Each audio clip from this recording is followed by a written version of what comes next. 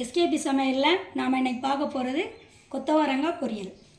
கொத்தவரங்காய் 1/4 கிலோ, வத்தல் 8, மல்லி 1 ஸ்பூன், ஜீரகம் 1/2 ஸ்பூன், கடுகு 1/4 ஸ்பூன், 1/2 ஸ்பூன் உப்பு, 1 பல் பூண்டு, தாளிக்க வெங்காயம், எண்ணெய்.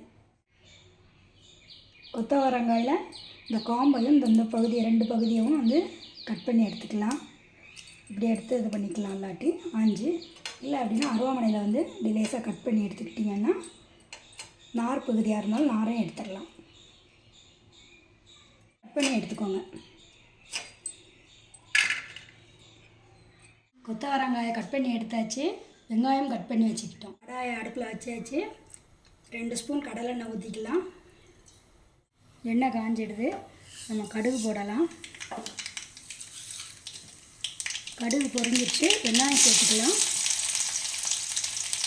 கருவேப்பிலை சேர்த்துக்கலாம். கொத்தமல்லி வெங்காயம் சேர்த்துக்கலாம்.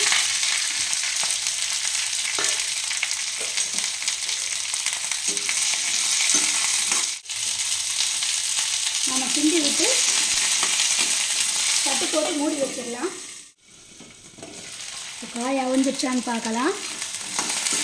ஒரு 2 நிமிஷத்துக்கு ஒருக்கா இப்படி கிண்டி விட்டு மூடி வைக்கணும். உப்பு சேர்த்துக்கலாம். உப்பு சேர்த்து நல்லா கிண்டி விடுங்க. அடுத்து தட்டு போட்டு மூடி வச்சிடலாம்.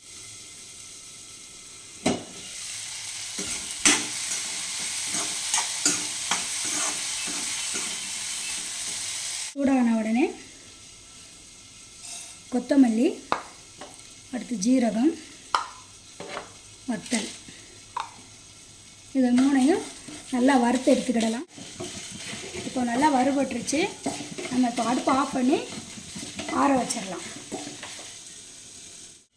ஆறிடுது. பவுட்ரு பண்ணி எடுத்துக்கிடலாம். மசாலாவோட கூடையும் சேர்த்து அரைச்சிக்கலாம். இந்த மாதிரி பவுட்ரு பண்ணி எடுத்துக்கோங்க. காய் அவிஞ்சிடுச்சான்னு பார்க்கலாம்.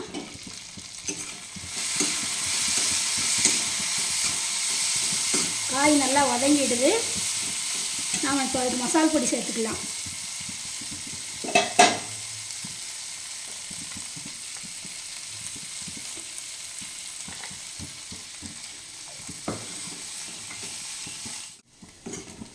இப்போ மசாலெலாம் நல்லா வெந்துடுச்சு. காய் நல்லா வதங்கிடுது. நம்ம இப்போ அடுப்பு ஆஃப் பண்ணி இறக்கி வச்சிடலாம். கொத்தவரங்காய் பொரியல் ரெடி.